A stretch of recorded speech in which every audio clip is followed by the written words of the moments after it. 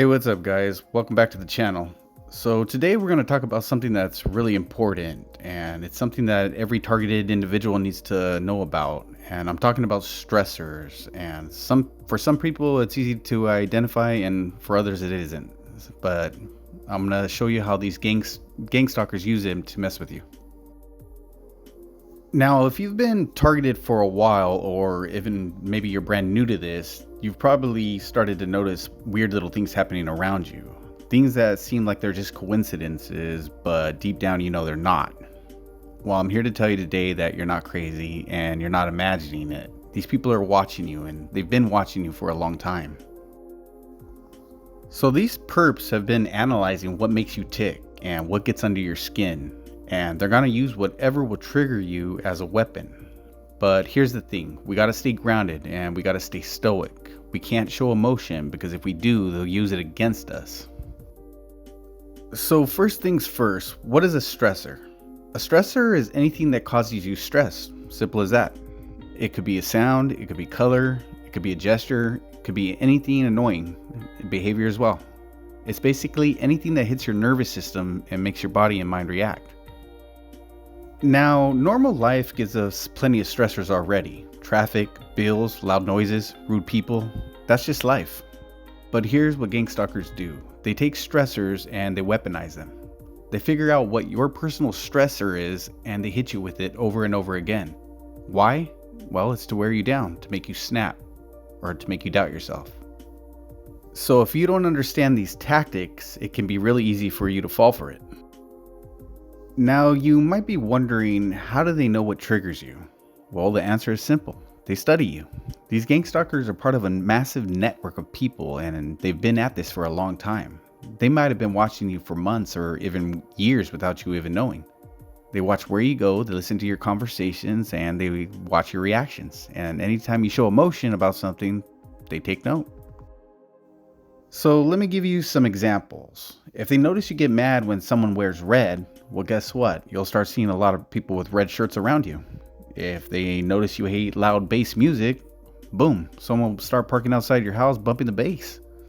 If you show irritation when someone invades your personal space, well, suddenly people will start standing way too close to you in stores. This is what they do. They're profiling you and creating a custom attack plan based on your triggers. Now I want to go over some common stressors that gangstalkers use, and you might recognize a few of these, or maybe all of them. So number one, you have red shirts. Red is one of the most common color triggers they use. You'll start seeing a lot of people in red shirts walking by you or standing near you. And if I were them, I'd be careful with this one, because in certain areas of every city, you could get smoked. So number two, you have patterns of cars. You might notice patterns of cars following you or parked near your home, certain colors or certain models, or the same car over and over again. This is called their street theater.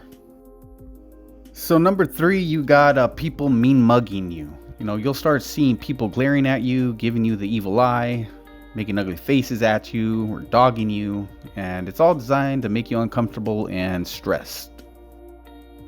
So number four is standing in your personal bubble, and this is a big one. They purposely violate your personal space at the grocery store, in line at the bank, or on the sidewalk. Sometimes they'll walk close to you and act like they're gonna shoulder check you, but they never do, because they're wusses, and they basically want to make you feel surrounded and threatened.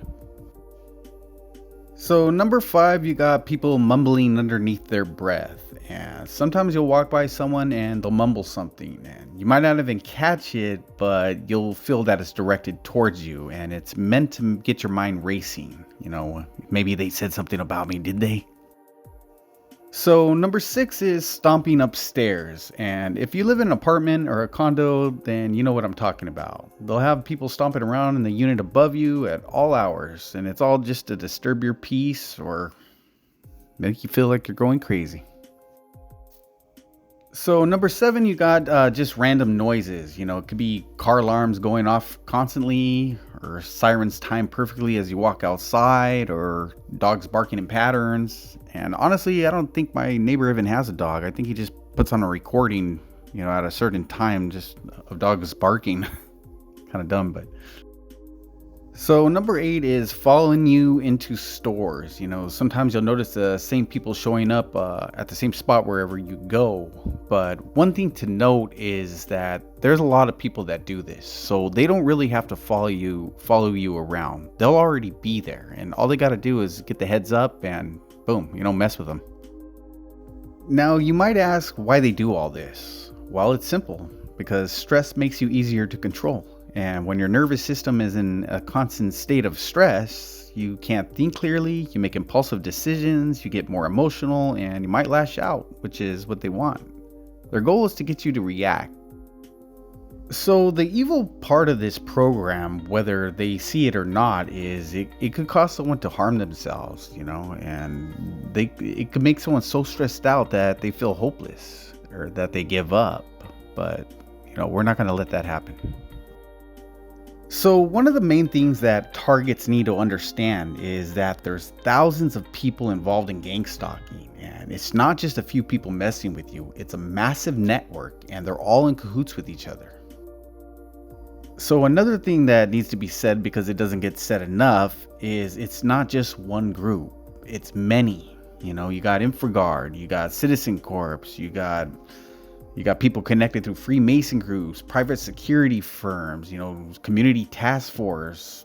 You got paid informants, volunteer community groups, even random neighbors recruited through the See Something, Say Something program. So yes, wherever you go, you can pretty much guarantee that these clowns will be around. So let's be clear about what their goals are. Okay, so they want you to do something irrational, or they want you to get in trouble with the law, or they want to get you locked up in a mental institute, or worst of all, they want you to hurt yourself or others. They basically want you to destroy your own life without laying a finger on you. So the most important part of this entire talk on this video, basically I want you to stay grounded. We got to stay stoic. When they throw stressors at you, observe them, but don't let them get to you. So if someone's wearing a red shirt around you, so what, man? Freaking put one on yourself so you blend in, If someone's stomping up stairs, put your headphones on. If someone's mean mugging you, put your doggers on, also known as sunglasses. So bottom line, guys, is that the more you react, the more they feed off of it. And the less you react, the more they lose their power. And I know it's hard. I'm in the same boat, but some days it'll wear you down, and that's when you got to double down and just stay stoic to the bone. Alrighty guys, I hope this video helped give you understanding of how stressors are used in gang stalking and how you can fight back by staying grounded and stoic. If you found this video helpful, share it with someone who needs to hear it, and remember, you're not alone. Until next time, guys, stay blessed.